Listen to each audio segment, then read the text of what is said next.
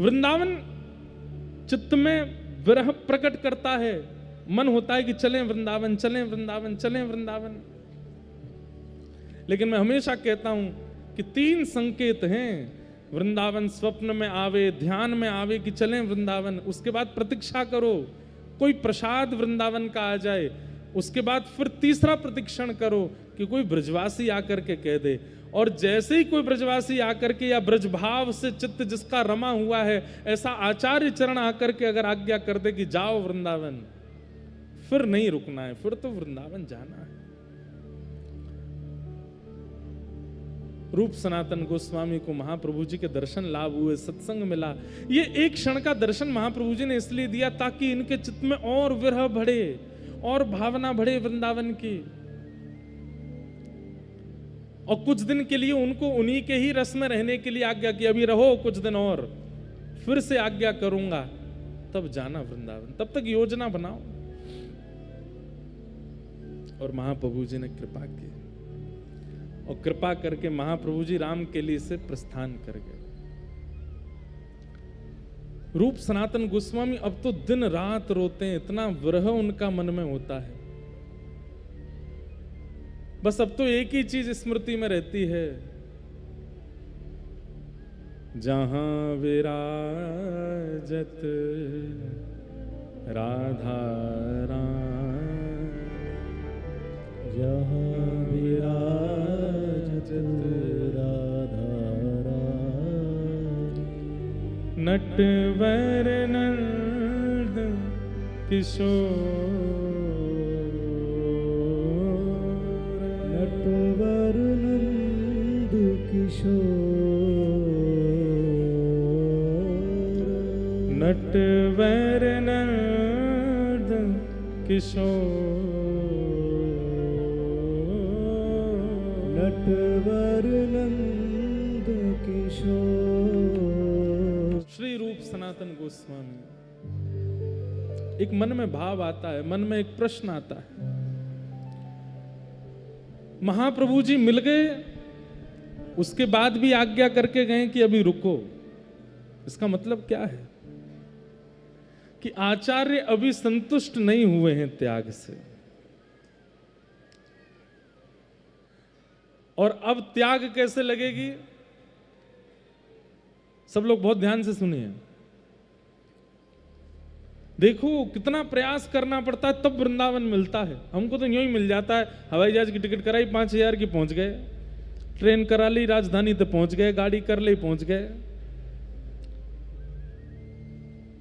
पर जिनके ठाकुरों के दर्शन करते हैं, गोविंद देव, गोपीनाथ, मदन मोहन, वृंदावन बिहारी लाल, वो ऐसे नहीं आए हैं।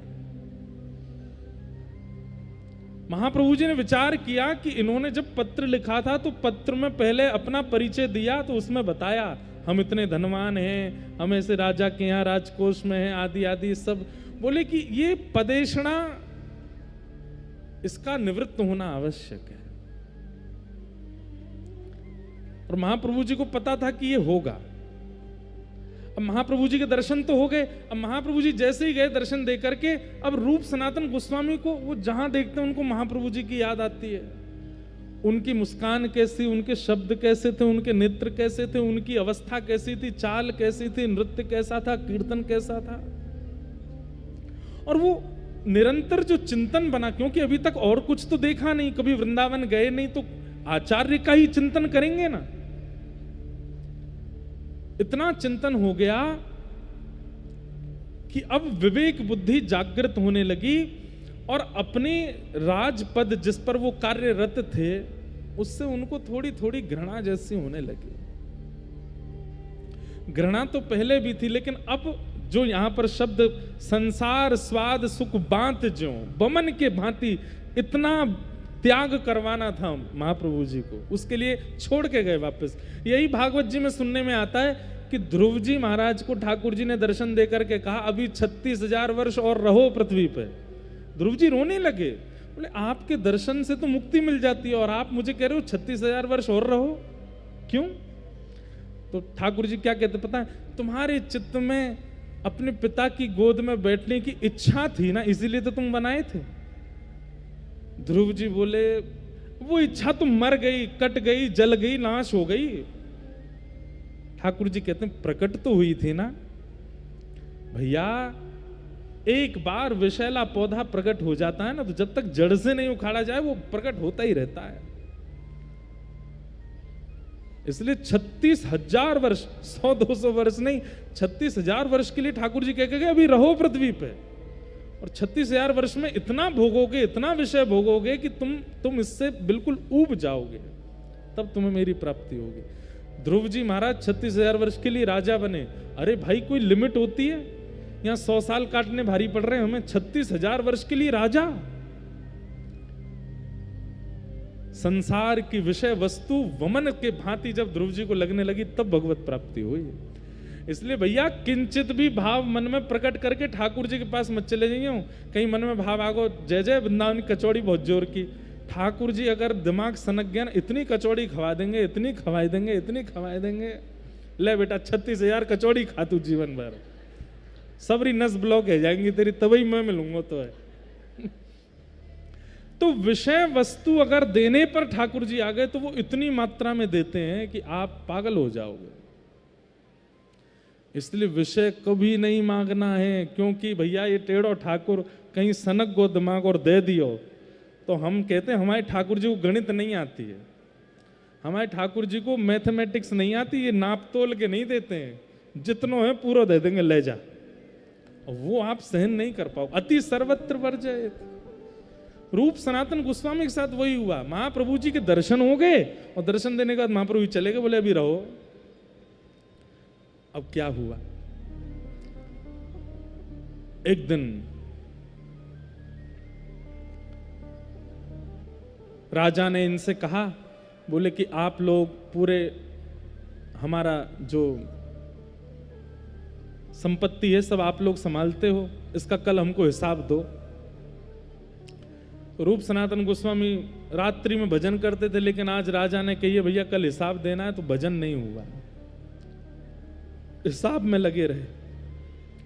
अब उस हिसाब में कुछ ऊपर नीचे हो रहा था, तो उसके लिए इतने चिंता में बैठे थे, कैसे हो कैसे हो कैसे हो। तो सनातन जी को बहुत जोर की प्यास लगी, तो एक सेवक को बुलाया, सुनो इधर आओ, शरबत बना के लाओ बढ़िया वाला।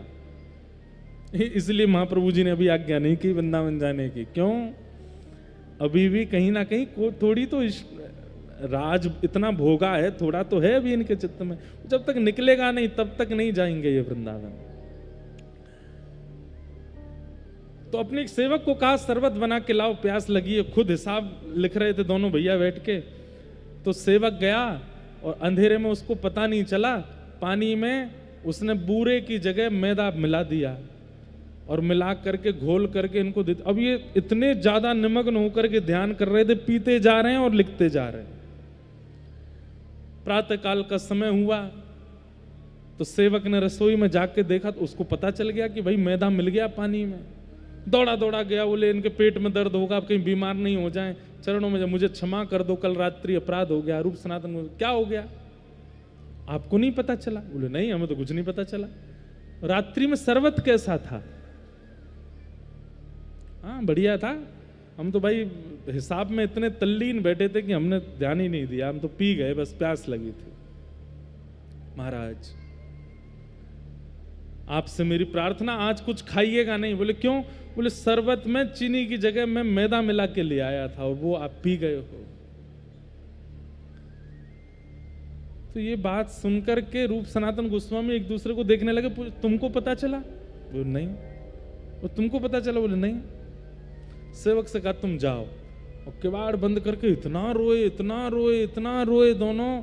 बोले कि ऐसी तत्परता भजन में क्यों नहीं बनी जैसी तत्परता इस विषय में बन गई। अरे इतने कार्य में व्यस्त थे कि मैदा पी गए हम, इसीलिए महाप्रभु जी हमको छोड़ करके गए, लेकर के नहीं गए, क्योंकि अभी तत्परता हमारी संसार में है। अभी भी हमारे हिसाब में राजा कहीं डांटे ना, कहीं, ये चिंता थी हमारे चित्त में, इसलिए हम इतने तल्लीन होकर के कर रहे थे कि मैदा पी गए। अरे भजन में तो एक चेंटी काटने लगती है तो हम उसको हटाने लगते हैं, भजन में तो मच्छर आ जाता है तो सेवकों से कहते हैं यहाँ पे मच्छरदानी लगा दो। भजन में अगर आसन चुभने लगता है तो उसको व्यवस्थित कर। वहां ऐसी तल्लीनता क्यों नहीं आई हम में? अरे भैया, इसीलिए महाप्रभु जी छोड़ के गए हमको।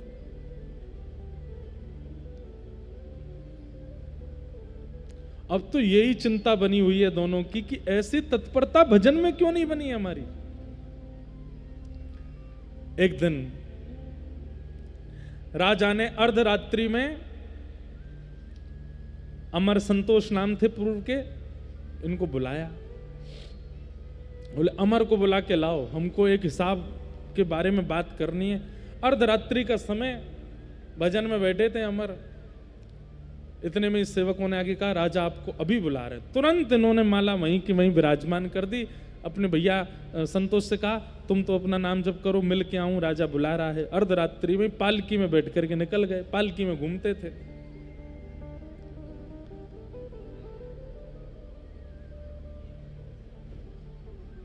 जैसे ही निकले,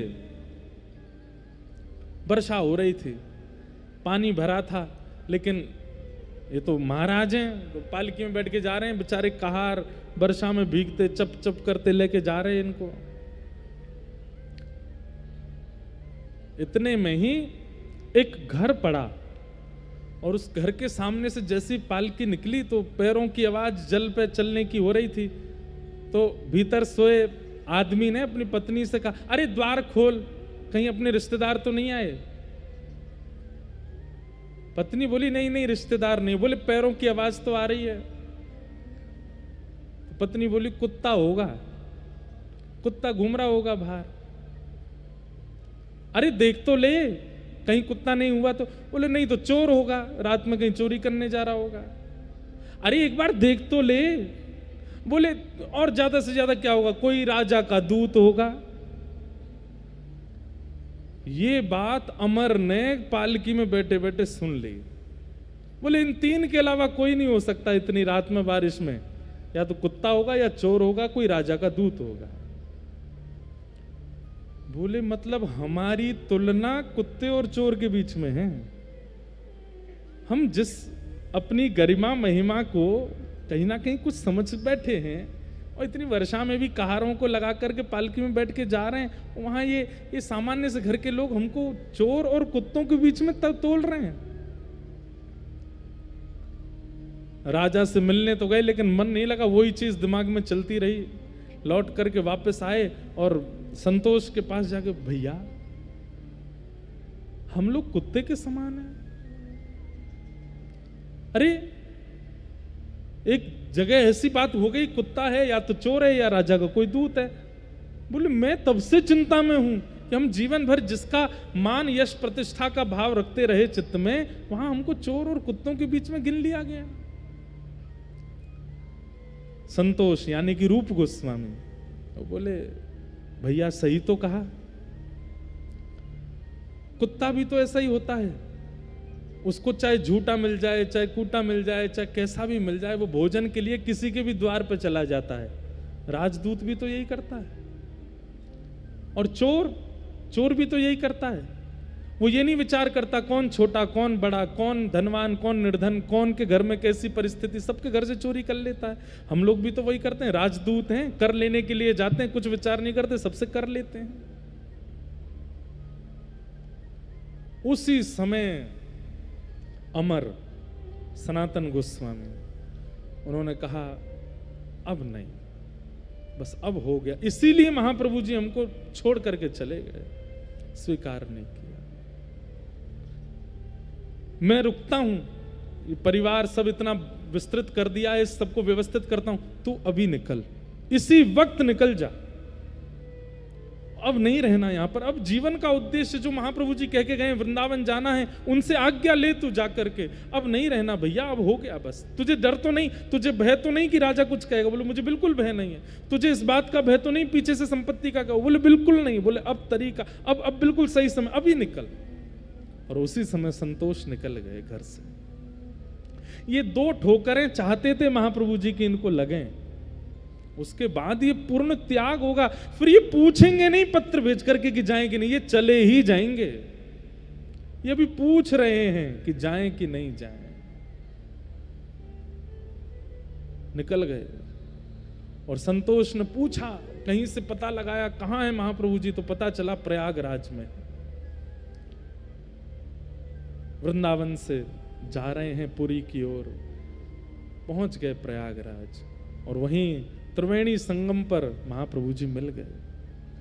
और आज संतोष को संतोष नहीं कहा है, महाप्रभु जी देखते, अरे मेरा रूप आ गया, आओ तो। नाम सुनते ही कान खड़े हो गए, आपने मुझे क्या संबोधित किया? बोले जो तुम वास्तव में हो वो संबोधित किया। तुम श्री प्रिया जी की रूप मंजरी हो।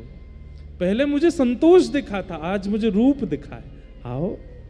तुरंत निमग्न हो गए, चरणों में जाके बेहोश हो गए रूप गोस्वामी। हृदय से लगा लिया महाप्रभु जी ने। भैया ये आचार्य चरणों की सोच कैसी होती है, हम कहां कब समझेंगे उनके भाव को। वो डांट भी रहे ना तो उसमें कोई हित सोचा होगा हमारे लिए। वो छोड़ भी रहे ना, वो लताड़ भी रहे ना, वो कभी मार भी रहे ना, तो समझो कि कुछ सोच रहे हैं हमारे लिए अच्छा, इसलिए कर रहे हैं ऐसा। आजकल की गुरु परंपरा तो विलग है, हमारे अनुसार गुरु जी व्यवहार करो हमारे साथ। अब रूप बनकर के आए, हृदय से लगाया और बैठाया और शिक्षा प्रदान की। और महाप्रभु जी ने कहा जाओ, अब वृंदावन जाओ और उसकी चिंता मत करना, अमर भी आएगा और वो भी पहुंचेगा। तब तक तुम पहुंचो वृंदावन, और वृंदावन जाकर के अब वृंदावन के तीर्थों को खोजो, वृंदावन में रसिक जनों के भाव प्रकट करो, और तुम्हारे द्वारा तीर्थ और जो स्थान ढूंढे जाएंगे, मैंने पहले भी कहा, अगर वो उचित होंगे तो उसके प्रमाण रूप में तुमको ठाकुर जी मिलेंगे जी। और रूप गोस्वामी वृंदावन की ओर निकल पड़े। यहां पर सनातन गोस्वामी जो कि अमर हैं, जिनका नाम, वो सब व्यवस्थाएं करने में लगे हैं। बोले क्यों? इतनी सारी मुद्राएं सोने की आदि सब पड़ी हैं यहाँ पर, इनको कहीं व्यवस्थित कर जाओ। कुछ अपने पूर्व आश्रम के परिवारों को दे दिए, कुछ किन्हीं लोगों में बांट दिए, कुछ कहीं लगा दिए, किसी के थे उसको दे दिए, सब जगह सब खत्म करके जाएं। कहीं वृंदावन जाके भी चिंता ना बनी रहे, इतनी प्रॉपर्टी है, इतना महल है, इतने पैसा धरे हैं वहाँ पे, क्या हो रहा होगा। अगर छोड़ के जाए तो चिंता बनेगी, इसलिए सबको लगा जाओ। और सबको सब जगह लगा दिया। बस अब प्रतीक्षा कर रहे थे कि उत्कंठा चित्त में ऐसी आवे कि बस भागूं वृंदावन की ओर, तब निकलूंगा। यहां राजा ने देखा इतने दिन हो गए ये अमर और संतोष आते नहीं है। एक दिन राजा ने घर पर जाकर के देखा तो पूछवाते थे, तो ये कभी कहते हम बीमार हैं, कभी कहते कोई घर में पूजा चल रही है, कभी कहते कोई पधार गया है, सूतक लगे हैं, आदि आदि। आज राजा ही आ गया, हुसैन शाही आ गया। और आकर के उसने जब देखा तो देखा यहाँ तो कीर्तन चल रहा है और यहाँ अमर बैठ करके बढ़िया नाम जप कर रहे हैं, नेत्रों से आंसू बह रहे हैं। बोले ये सब क्या किया तुमने? वहां पूरा राजकीय हमारा शासन इतने खतरे में, तुम यहाँ बैठकर ये नाम जप कर रहे हो, कीर्तन कर रहे हो और बहाना बना देते हो बीमार हो। असली बात क्या है? हम तुम्हारा वेतन बढ़ा दें कि तुमको कुछ दे दें, क्यों नहीं आते हो राजभवन में? अमर के आंखों से आंसू आ गए। बोले अब नहीं होगा हमसे, हम सच बताएं तो हम लायक नहीं है। भैया एक बात कह दूं, बुरी लगेगी, अटपटी लगेगी, लेकिन वृंदावन रस जाके चित्त में आ जावे ना, वो संसार के लिए नालायक हो जाता है, वो किसी लायक नहीं रहता, फिर संसार के किसी काम का है नहीं वो। हमारे श्री हरिराम व्यास जी वृंदावन आए, उनका पूरा परिवार ओरछा से ढूंढते ढूंढते वृंदावन आ गया और ढूंढ रहे हैं कहां हरिराम व्यास जी, इनसे तो हमारा घर चलता है। हरिराम व्यास जी अपने परिवार के लोगों को यही बात कहते हैं, वहां पद भी है कि भैया अब मैं तुम्हारे लायक नहीं हूं। वो हरिराम व्यास जो दिग्विजय करता था, जीत जीत करके धन लेकर के आता था, वो स्थिति मेरी नहीं है अब। वृंदावन के रूख हमारे माता पिता गुरु बंधु,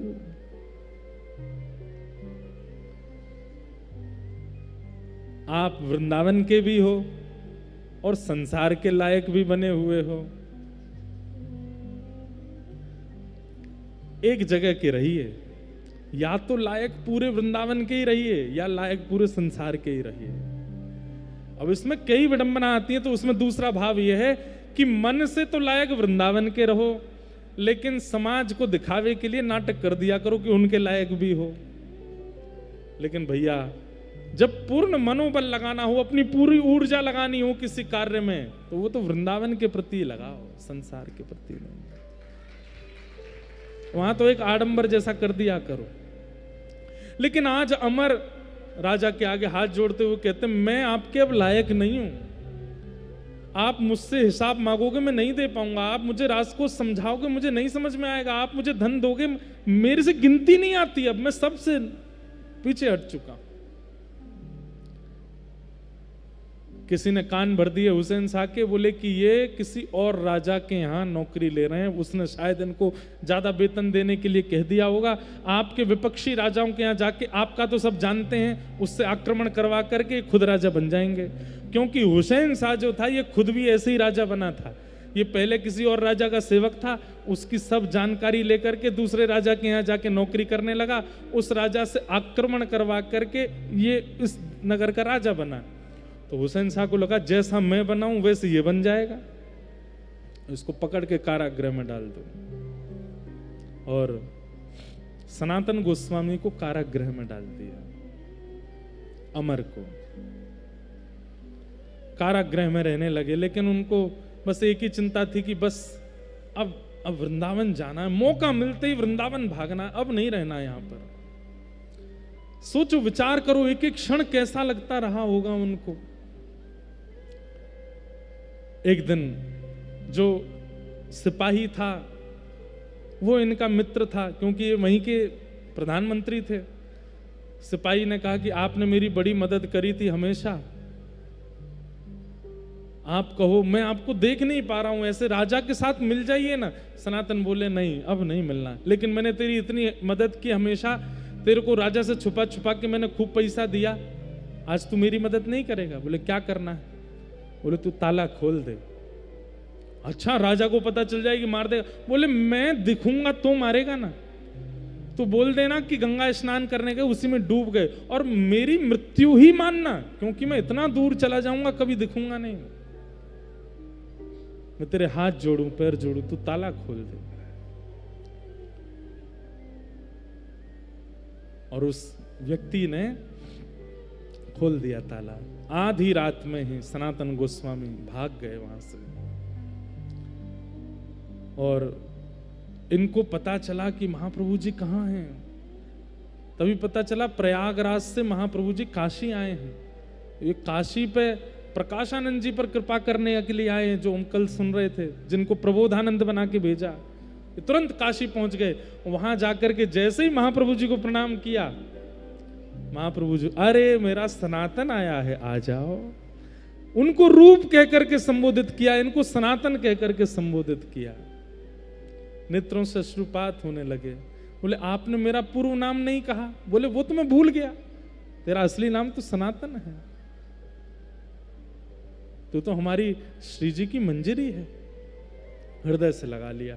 वहां रूप गोस्वामी को शिक्षा देकर के वृंदावन भेजा, अब यहां सनातन गोस्वामी को शिक्षा दी, और शिक्षा देकर के कहा अब जाओ वृंदावन। रूप पहले ही चला गया है, और मैंने और भी कुछ भावयुक्त लोगों को वृंदावन भेज दिया, वो सब तुम्हें मिलेंगे। वृंदावन जाओ। वृंदावन की ओर श्री सनातन गोस्वामी निकल गए।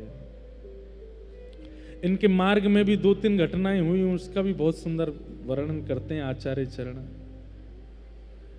इनके साथ एक इनका सेवक जा रहा था, उसने जीवन भर इनकी सेवा की, वो इनके पीछे पड़ गया, मैं भी वृंदावन चलूंगा। सनातन गोस्वामी बोले चलो तुम भी चलो। उसको ले गए वृंदावन, लेकिन ये विहंगम जंगलों में होके जा रहे थे। तभी एक सेठ ने इनको आधी रात में देख लिया, उसने रोक लिया। बोले अरे अरे अरे जय हो अतिथि देवो भव, मैं अतिथियों की बहुत सेवा करता हूं, मेरे घर चलो, रात्रि निवास वहीं कर लो। सनातन गोस्वामी बोले ये आचार विचार से तो लग नहीं रहा कि ये अतिथियों की सेवा करता है, ये इतनी सेवा की याचना हम पे तो कुछ है नहीं कि लूटने के लिए भी सोच रखा हो इसने, हमारे पास कुछ है तो है नहीं, ये कैसे लूटेगा? रात्रि में भोजन प्रसाद पाके जब कक्ष में लेटे तो इन्होंने अपने सेवक से पूछा, ए रे तेरे पास कोई धन तो नहीं है? उसने नहीं नहीं मेरे पास कुछ नहीं। बोले सही सही बता। बोले हाँ 8 सोने की मोहर पड़ी है मेरे पास। बोले कि ये इसीलिए हमारी इतनी खातिरदारी हो रही है, ये अभी विष युक्त दूध लेके आएगा पिलाने के लिए, हम दोनों यहाँ पे पधार जाएंगे, ये धन चुरा लेगा। जैसे ही वो सेठ दूध लेके आया तो सनातन गोस्वामी बोले तुम इधर बैठो, ला निकाल 8 सोने की। बोले ये धरो, आपके आम खा रहे हैं, सो रहे हैं, रह रहे हैं, इसकी आप दक्षिणा ले लो।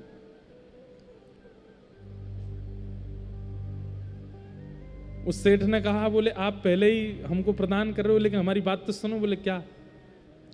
बोले मैं एक ऐसा सेठ हूं, दिन भर तो व्यापार करता हूं, पर रात्रि में मेरे गुप्तचर राह चलते लोगों को देखते हैं और वो इतने निपुण हैं कि देखते ही पहचान जाते हैं कितनी सोने की मोहर है।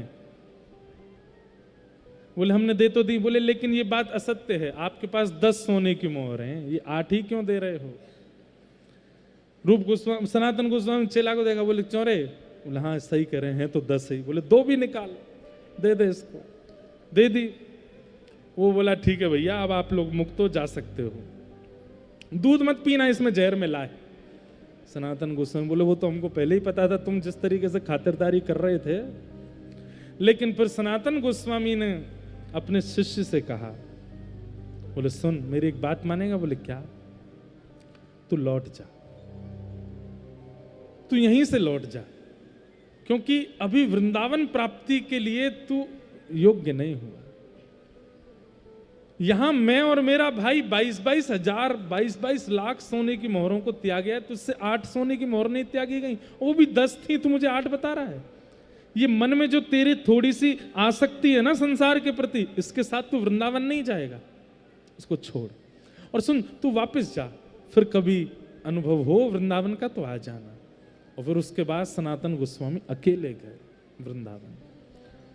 वृंदावन में जैसे ही प्रवेश हुए, महाआवेश हो गया, नेत्रों से अश्रु गिरने लगे, शरीर कंपायमान हो गया। वृंदावन में प्रविष्ट होते ही मानो जैसे अब पैदल चल करके नहीं गए हैं, दंडवत लगाते हुए यमुना जी की ओर जा रहे हैं, दंडवती करते हुए यमुना जी की ओर जा रहे हैं। और वृंदावन में चिंतन कर रहे हैं, ये कुंज हैं, ये लताएं हैं, यहाँ श्यामा सामने लीला की होगी, यहाँ श्यामा सामने ये भाव रखा होगा। तभी रूप गोस्वामी, उनको पता चला कि भैया भी आ गए हैं, दौड़ करके गए, हृदय से लगा लिया। बोले मैं रूप, अब देखो एक ही भैया हैं लेकिन आज मिल रहे हैं, अपना परिचय दे रहे हैं एक दूसरे को, मैं रूप हूं। अरे रूप तुम कितने सुंदर हो, मैं सनातन हूं। आहा, दोनों ने हृदय से एक दूसरे को लगाया। बोले तुम रूप हो, मैं सनातन हूं, तुम रूप हो, मैं सनातन हूं। एक दूसरे को हृदय से लगाया। और दोनों वृंदावन में जैसे महाप्रभु जी ने पद्धति बताई, कहते हैं नृसिंह पुराण को पास में रखा। नृसिंह पुराण में भूदेवी नृसिंह भगवान से पूरी पृथ्वी की बारे में पूछती है, ये खंड कैसा, ये खंड कैसा, ये खंड, और पूछते पूछते भूदेवी पूछती है बराह पुराण में बराह भगवान से कि वृंदावन ब्रज के बारे में बताओ। तब वहां वराह भगवान ने भूदेवी को जो वृंदावन के बारे में बताया, उनको पढ़ते हैं और पढ़ करके निकल जाते हैं दोनों भैया ढूंढने के लिए। वराह भगवान बता रहे थे इधर ये कुंड होगा, इतनी दूरी पर होगा। जैसे ही वहां खुदाई करना शुरू करते हैं तो अवशेष मिलने लगते हैं, कहीं ठाकुर जी के चरण चिन्ह मिल जाते हैं, कहीं पर कुछ मिलता है, कहीं पर किशोरी जी के गले के आभूषण मिलते हैं, कहीं पर कुछ।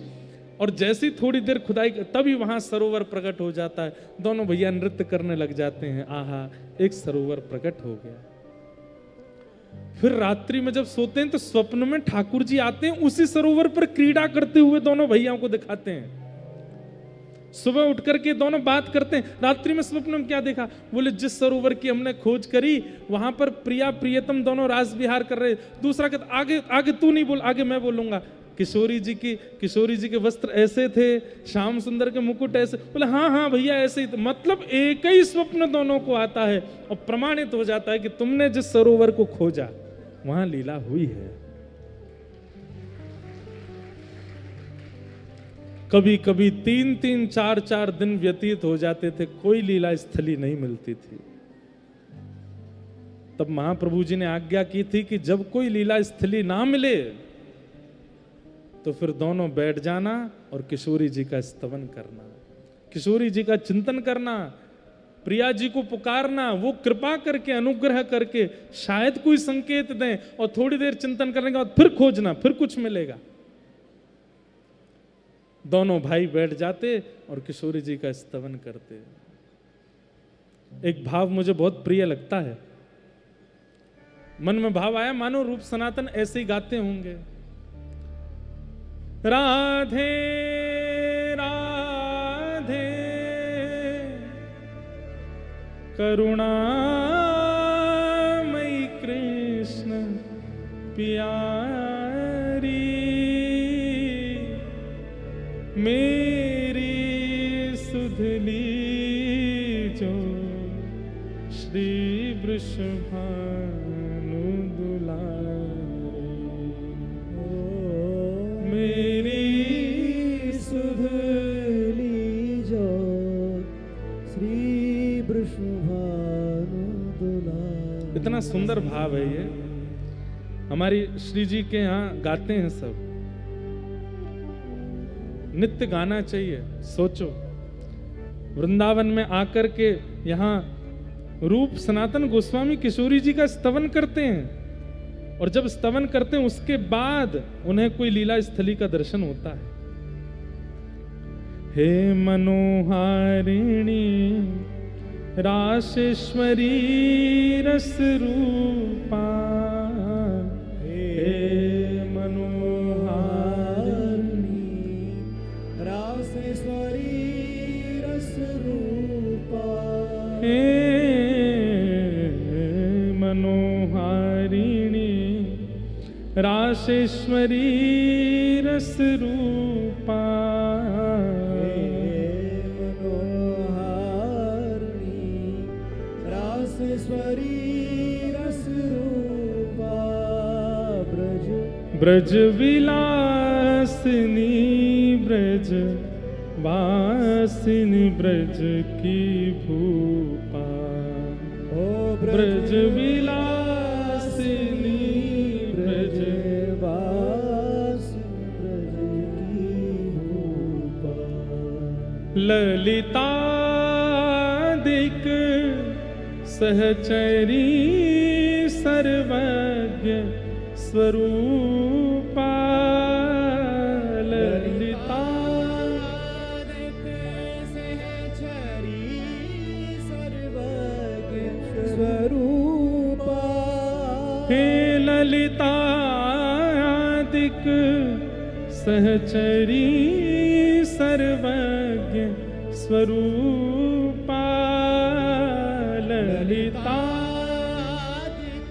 सहचरी सर्वज्ञ स्वरूपा, निज प्रणत वत्सला स्वामिनी परम अनुपा, निज प्रणत वत्सला स्वामिनी परम अनुपा, हे गोपवंश मणि ब्रज बरसाने वारी, ब्रज गोपवंश मणि ब्रज बरसाने वारी, मेरी सुधली जो श्री वृषभानु दुलारी, मेरी सुधली जो श्री वृषभानु दुलारी, राधे राधे करुणामयी कृष्ण प्यारी, राधे राधे करुणामयी कृष्ण प्यारी, मेरी सुधली जो श्री वृषभानु दुलारी। ओ मेरी सुध लीजो श्री वृषभानु दुलारी। एक बात मन में आती है, जब आचार्यों ने इतना श्रम किया ब्रज प्राप्ति के लिए, हम लोग इतनी सहजता से ब्रज में रहते हैं, हमें श्रम नहीं करना पड़ता, इसलिए जबरदस्ती श्रम किया करो, परिक्रमा जाए करो। कभी कभी बिहारी जी में पीछे से ही धक्का खा के दर्शन कर ले करो, कभी कभी ऐसे ही दंडवती लगाए लगाए के परिक्रमा कर ले करो। अरे क्योंकि हमने श्रम किया ही नहीं, ब्रज में आ गए सहज भाव से, तो जबरदस्ती श्रम कर लो या तन से श्रम करवाए लो। भैया ये बात मैं बहुत भली भांति जानना हूं कि मोते लेके पीछे तक ऐसा कोई भी ना है जाके चित्त में कोई विषय ना हो। सबके चित्त में है, हम सब विषय युक्त हैं, फिर भी वृंदावन में पड़े हैं। इन सबके भाव और इन सब कथाओं को सुनकर के कभी कभी घृणा होती है अपने ऊपर कि हम कहाँ हैं ब्रजवासी होने लायक, हम कहाँ हैं वृंदावनवासी होने के लायक। इसलिए भैया जबरदस्ती अपने शरीर से नेक नेक तप करवाते रहे करो। ये कथा में इतनी देर बैठनो, थोड़ी गर्मी सहनो, थोड़ा अव्यवस्था सहनो, या कुछ तप समझ के सह ले, इतना ही कर लें हम, या से ज्यादा तो हमसे होगा नहीं। और जैसे ही किशोरी जी का स्तवन करते रूप सनातन गोस्वामी, और स्तवन करते करते जैसे ही थोड़ी देर उठते और उठ करके जैसे ही आगे बढ़ते, थोड़ी देर में ही एक लीला स्थली मिल जाती और दोनों फिर नृत्य करने लगते। दोनों किशोरी जी को याद करते, ठाकुर जी को याद करते और महाप्रभु जी का चिंतन करके नाचते। अब मन में विचार कियो कि भैया इतने सारी लीला स्थली ढूंढ लें, इतने साले सरोवर, 333 लीला स्थलियों को ढूंढा रूप सनातन गोस्वामी ने, व्रज वृंदावन में प्रकट किया 333 लीला स्थली। उसके बाद सनातन गोस्वामी का मन लग गया नंदगांव में, और सनातन गोस्वामी वहीं रहने लगे। उनको मन में भाव आया कि यहीं नंद को लाला आवेगो काउ देना और आके मुंह पे कृपा कर जाएगो। रूप गोस्वामी से बोले भैया आसपास रहे में तो एक दूसरे की चिंता होवे, कभी मेरे लग जाए तो तुम मेरी सेवा कर दो, तुम्हारे लग जाए, ये भी नहीं होना चाहिए। अरे वृंदावन में तो अपनी सेवा कोई तो करवानी ही नहीं चाहिए, खुद ही कर लेंगे हम तो। अब लाला तू तो रहे वृंदावन में, मैं रहूंगा नंदगांव में। सनातन गोस्वामी नंदगांव में बैठ गए। तभी एक दिन भजन करते करते करते करते 4 दिन व्यतीत हो गए, ना कुछ खाया ना कुछ पिया। इतने में ही एक सांवरो सो बालक आयो, और बालक आकर के द्वार पे खटखटान लगो, अरे बाबा या द्वार खोल दे। सनातन गोस्वामी बोले बालक भी नंदगाम के ऐसे ऊधमी है, भजन ना करन दे। द्वार जैसे ही खोला, जैसे ही खोल करके देखा महाराज, एक बार के लिए मानो जैसे नेत्र पलक झपकना भूल गए हो, नेत्र देख करके लगा कि ये तो कोई अद्भुत है।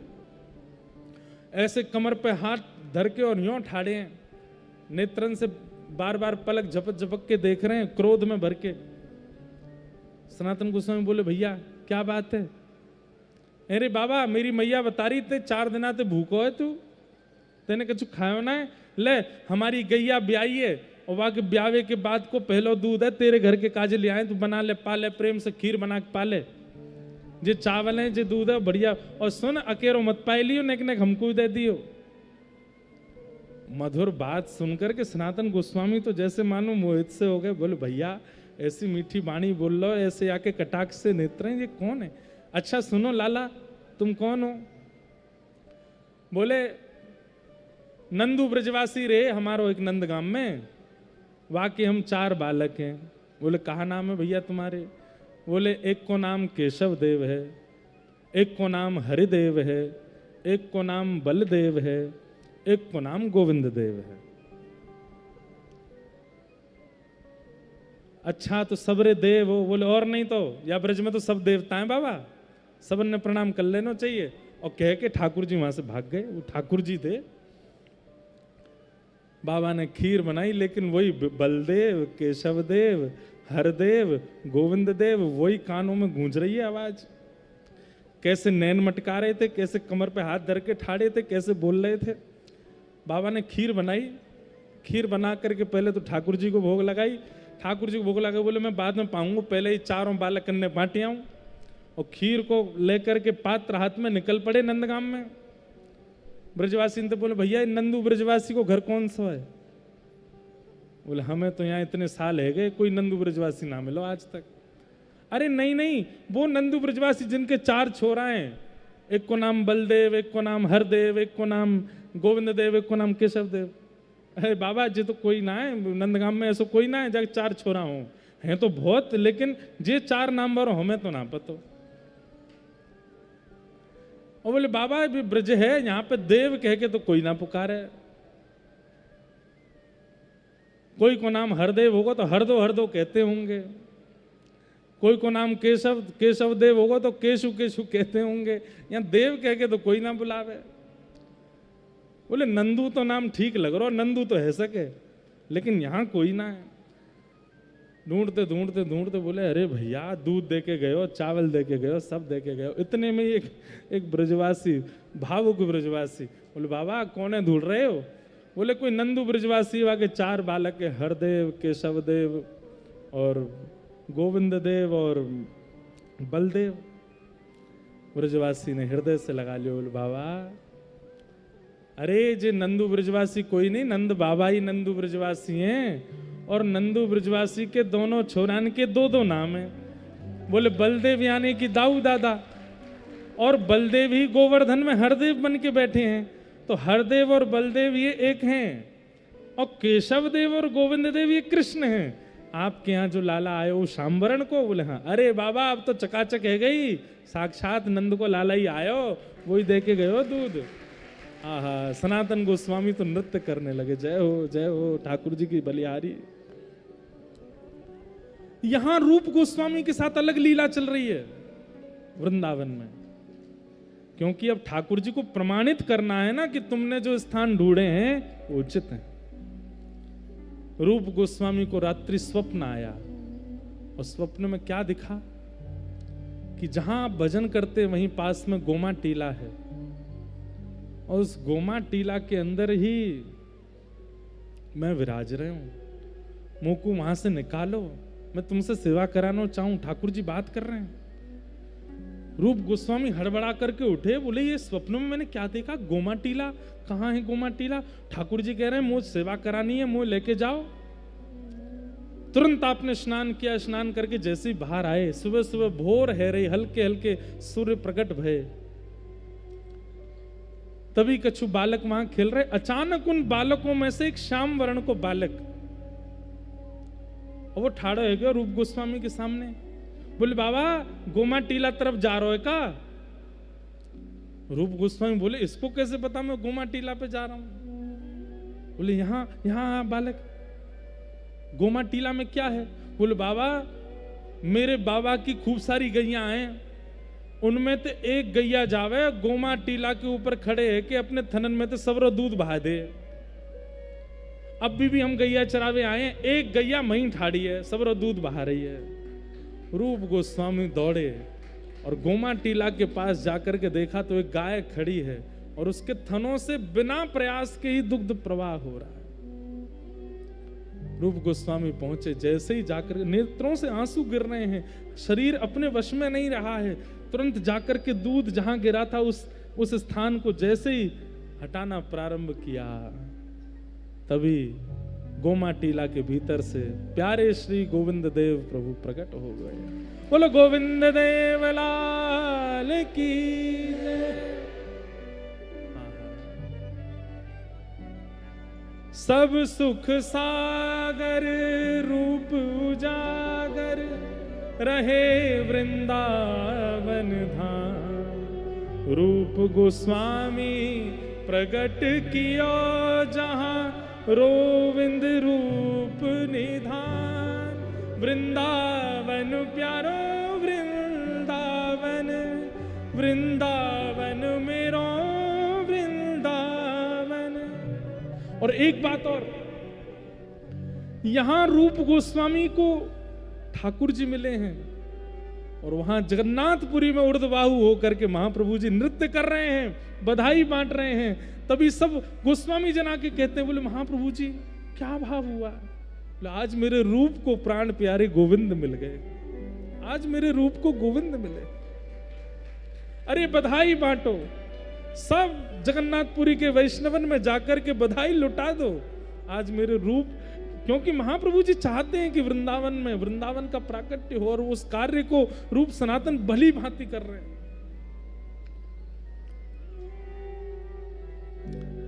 आनंद में भर गए, भावावेश में चले जाते हैं और महाप्रभु जी स्वयं चिंतन करने लगते हैं कि हे श्याम सुंदर, अब हमें भी मिल जाओ, हमारे अनुयायियों को प्राप्त हो रहे हो, हमें कैसे प्राप्त होगे? रूप गोस्वामी के यहाँ गोविंद देव, आहा, पूरे वर्णन आता है कि हरिराम व्यास जी आदि सब आए रूप गोस्वामी के पास और गोविंद देव जी का रूप देख करके सब तकते रह गए, निहारते रह गए, ऐसे सुंदर श्री गोविंद देव। खबर पहुंची नंदगाम में सनातन गोस्वामी के पास, अरे सनातन जी आपके प्यारे दुलारे छोटे भैया रूप गोस्वामी के यहाँ ठाकुर जी प्रकट हुए।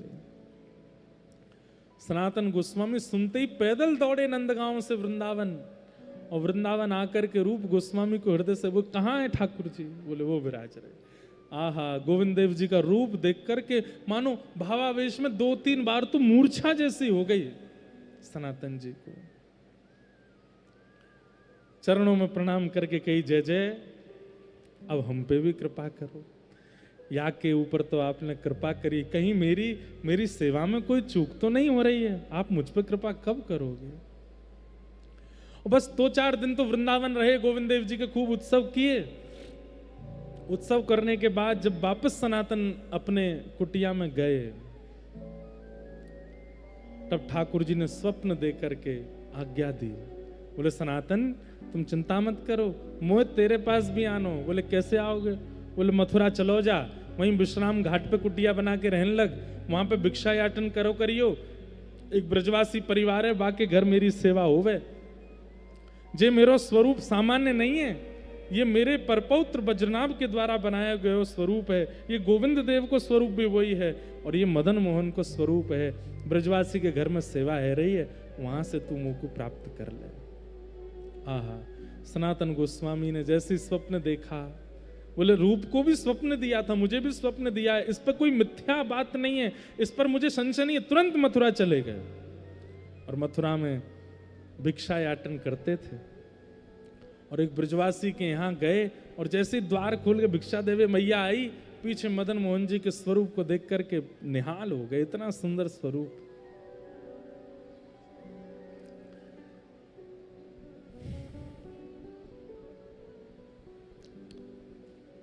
लेकिन ठाकुर जी से बोले अब आप ही, मैं मैया से कैसे कहूं कि मुझे मिल जाओ, आप ही कुछ कृपा करो। ठाकुर जी ने मैया को स्वप्न दे दिया, बोले मैया सेवा पूर्ण भई अब तेरी। बोले मैया बोली कहाँ भई? बोले एक तो इतने साल की आपकी सेवा करी, पहली बार तो मेरे स्वप्न में आए और वह स्वप्न में आकर के भी ये बता रहे हो कि मेरी सेवा पूरी है गई। ठाकुर जी बोले मैया तू 7 दिना की मेहमान हो रहे। मैया बोली या तो बढ़िया, तो स्वप्न में आते ही नहीं, ये कैसे समाचार दे रहे हो आप? ठाकुर जी बोले मैया तू चली जाएगी और तेरे बाद तेरो पूरा परिवार लड़ेगो, हम लेंगे सेवा, हम लेंगे सेवा। और भाव कोई में ना है, सब पैसा कमावे को मेरी सेवा लेंगे। एक बाबा तेरे यहाँ भिक्षा लेवे आवे, सनातन बाबा, हाँ वो मेरी सेवा करेगो, कल को जैसे भिक्षा लेवे आवे तो मोह वाकू प्रदान कर दियो। ठाकुर जी ने स्वप्न में आज्ञा दे दी। दूसरे दिन सनातन गोस्वामी जैसे, अब आप सोचो कितने ठाकुर जी स्वप्न देकर के अपना पता बता रहे हैं, ठाकुर जी स्वप्न देकर के सेवा पधरवा रहे हैं। ये भक्ति की स्थिति है, इसे ही रास कहते हैं। आप ठाकुर जी को प्राप्त करना चाहो वो रस, पर ठाकुर जी आपको प्राप्त करना चाहे वो रास है, वो रास है। ठाकुर जी उत्कंठित बैठे हैं, ठाकुर जी व्याकुल बैठे हैं, वो या के पास जानो, यही के हाथ ते पानो, यही के यहाँ सोनो है, यही के यहाँ रहनो है। कुम्मनदास जी का वो पद, तू है सखी बड़ भाग बड़ी नंदलाल तेरे घर आवत हैं।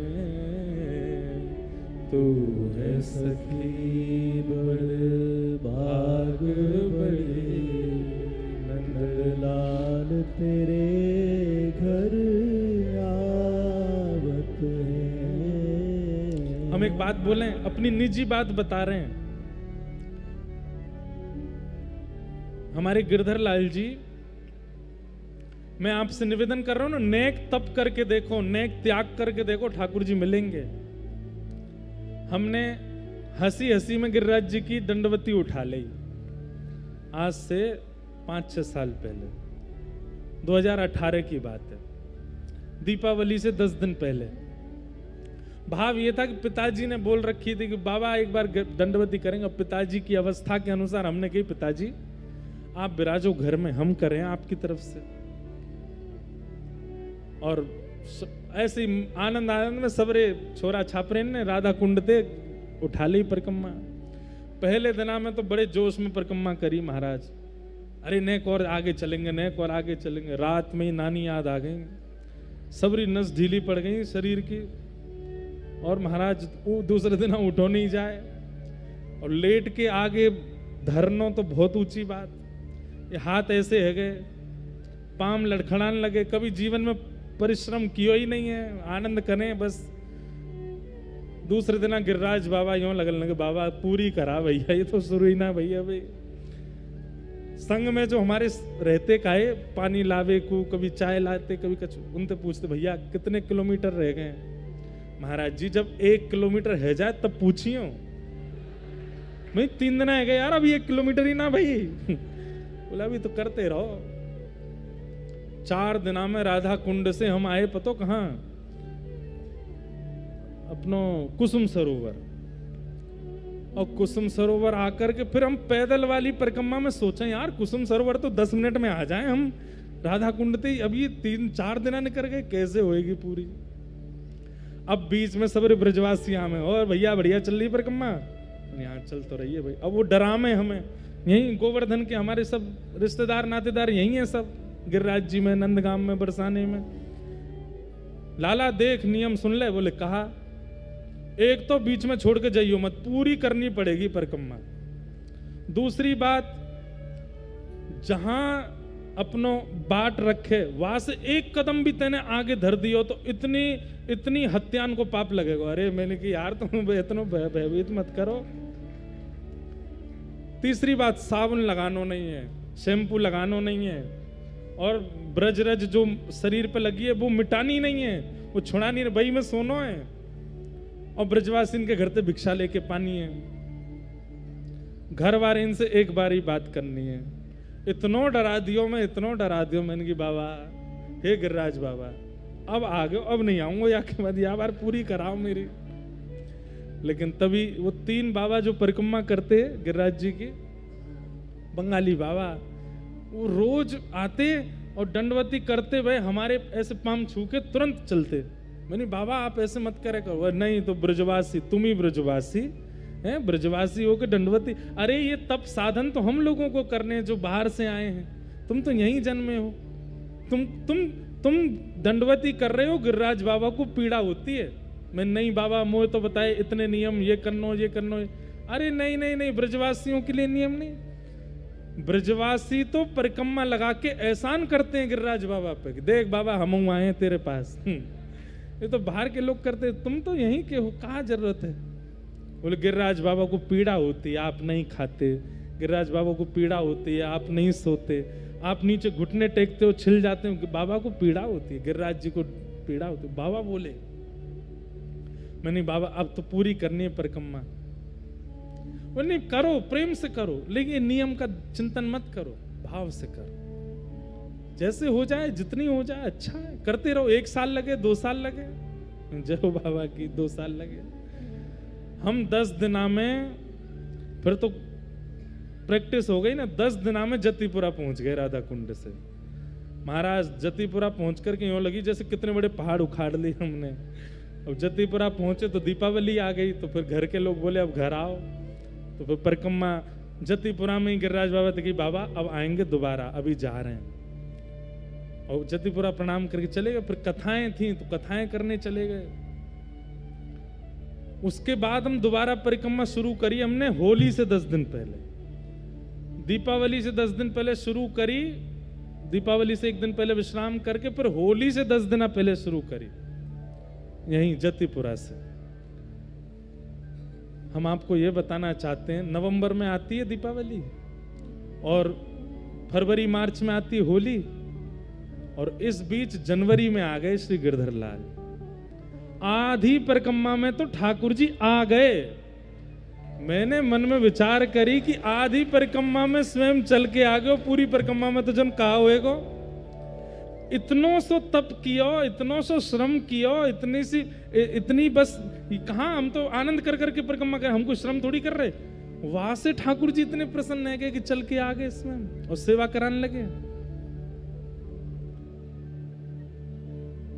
सोचो हम कलयुगी जीवन पे कितनी दया है ठाकुर जी की। हमारो नेक श्रम भी देख लेना ठाकुर जी, नेक त्याग भी देख लेना ठाकुर जी। रीत जा रहे बेचारो, इतना त्याग करो, या पे कृपा करो। रूप सनातन गोस्वामी के समय हम नहीं थे, ये भी कहीं ना कहीं हम पे दया थी ठाकुर जी की। वह समय तो श्रम करना पड़ता, अब श्रम नहीं करना पड़ता। अब तो सहज में दर्शन हो जाते हैं, महापुरुषों के दर्शन हो जाते हैं, नाम हो जाता है, दीक्षा मिल जाती है, रज प्राप्त हो जाती है, गोवर्धन की परिक्रमा लग जाती है। अरे कितने लोग ऐसे रात भर परिक्रमा करके सुबह जाके अपने कार्यों में रत हो जाते हैं। हम श्रम करते कहाँ हैं, लेकिन फिर भी ठाकुर जी प्रसन्न है, फिर भी ठाकुर जी कृपा करते हैं। सनातन गोस्वामी पर ठाकुर जी रीझ गए और रीझ करके मैया से बोले मुझे तो यही है, दे दो। और मैया ने भिक्षा में सनातन गोस्वामी को श्री मदन मोहन जी प्रदान किए। बिहरत निस दिन कुंज गलिन में, ब्रज जन मन सुख धाम। बिहरत निस दिन कुंज गलिन में, ब्रज जन मन सुख धाम। मदन मोहन को रूप निरख के, मदन मोहन को रूप निरख के, मदन मोहन को रूप निरख के, मदन मोहन को रूप निरख। हे सनातन बल बल जाए, वृंदावन प्यारो वृंदावन, वृंदावन प्यारो वृंदावन। हे श्री वृंदावन मेरो वृंदावन, श्री वृंदावन मेरो वृंदावन। मदन मोहन को रूप निरख के, मदन मोहन को रूप निरख। हे सनातन बल बल जाए, वृंदावन प्यारो वृंदावन, वृंदावन प्यारो वृंदावन। हे श्री वृंदावन मेरो वृंदावन। श्री वृंदावन प्यारो वृंदावन। बेहरत निस दिन कुंज गलन में, ब्रज जन मन सुख धाम। बिहरत निस दिन कुंज गलिन में, ब्रज जन मन सुख धाम। रूप गोस्वामी प्रगट कियो जहाँ, रूप गोस्वामी प्रगट कियो जहाँ। रूप गोस्वामी प्रगट कियो जहाँ। रूप गोस्वामी प्रगट कियो। राधा राधा गोविंद रूप निधान, वृंदावन प्यारो वृंदावन। हे वृंदावन प्यारो वृंदावन। हे श्री वृंदावन मेरो वृंदावन। श्री वृंदावन प्यारो वृंदावन। रूप गोस्वामी प्रगट कियो जहाँ, रूप गोस्वामी प्रगट कियो। राधा गोविंद रूप निधान, वृंदावन मेरो वृंदावन। वृंदावन मेरो वृंदावन। हे श्री वृंदावन प्यारो वृंदावन। हे वृंदावन प्यारो वृंदावन। बोलो वृंदावन बिहारी लाल की। बैठ जाओ, सब लोग विराजमान। ऐसे रूप सनातन गोस्वामी प्रकट भये और रूप सनातन गोस्वामी के यहाँ गोविंद देव और श्री मदन मोहन प्रकट भये। हरि ने पद में कहते हैं, जब रूप सनातन गोस्वामी का भगवत धाम गमन हुआ तो हरिराम व्यास जी एक जगह पद में कहते हैं कि आज हम अनाथ हो गए, हमारी मैया चली गई। क्यों? बोले रूप सनातन मेरी मैया। अरे इनके हृदय में जो रस था, उस रस का आस्वादन करके हम वृंदावन रसिक अपने उदर का पोषण करते थे। इनके जो ठाकुर थे उनका दर्शन करके अपने नेत्रों को आनंदित करते थे। बंधुओं एक बात सुनिएगा, बहुत सावधानी से सुनो। जैसे अभी आप कथा सुनते हैं तो कानों से कथा सुनाई देती है और चित्त में आनंद प्रवाह होता है। जब भजन रस भक्ति रस अपनी स्थिति में आता है तो जैसा सुख कानों को कथा सुनने से होता है ना, वैसा ही सुख नेत्रों को होने लगता है, वैसा ही सुख जिह्वा को होने लगता है, वैसा ही सुख नासिका को होने लगता है, वैसा ही सुख हाथों को पैरों को। मतलब ये समस्त इंद्रियां कानों से अलग नहीं होती हैं, सब कान जैसी हो जाती हैं। जैसे अभी गुलाब जामुन प्रस्तुत कर दिया जाए तो कईयों की जीभ में पानी आ जाए,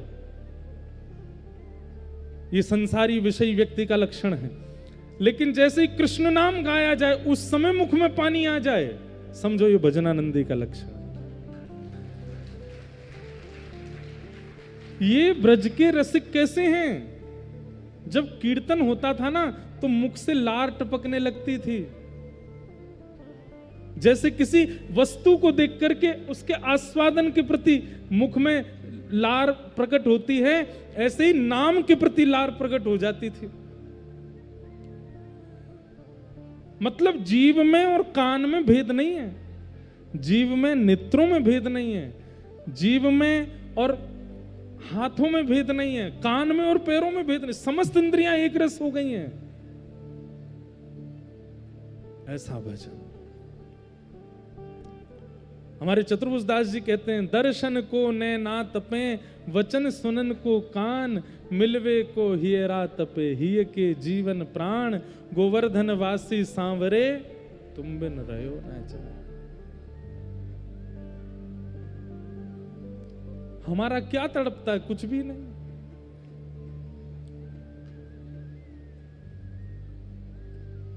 हरिराम व्यास जी कहते हैं कि आज हमारी मैया चली गई।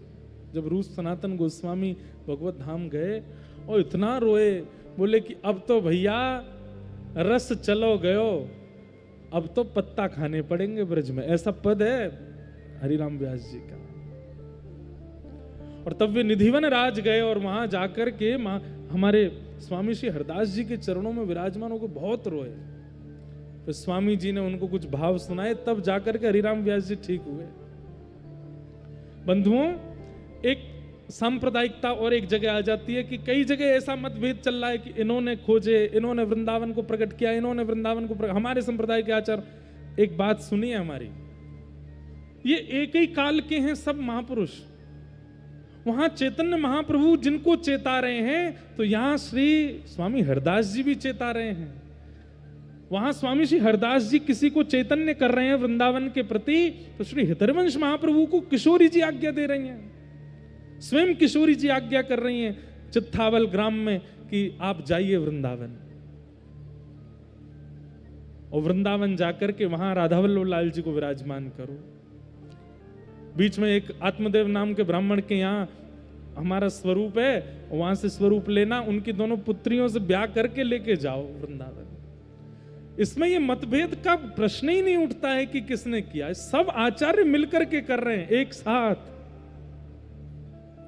कोई इसमें ऐसी बात नहीं कि हरिवंशी प्रधान है या गौड़िया प्रधान है, हरिदास, सब प्रधान हैं, सब एक साथ कर रहे हैं निर्माण, एक साथ प्रकट कर रहे हैं। एक ही काल खंड में कुछ कुछ दिनों के अंतराल में सब ठाकुर प्रकट हुए हैं।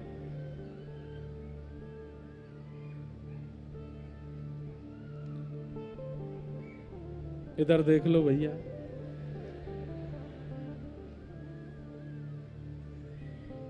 अब सोचो हमें वृंदावन चाहिए, यहाँ हम कथा सुना रहे मंच पे बैठ के, इतनी लंबी चौड़ी बात बता रहे हैं, कानन की स्थिति, आंखन की स्थिति, नाक की स्थिति, जीव की स्थिति, एक बालक रो गए हो पीछे तो सबरे माँ देखने लगे।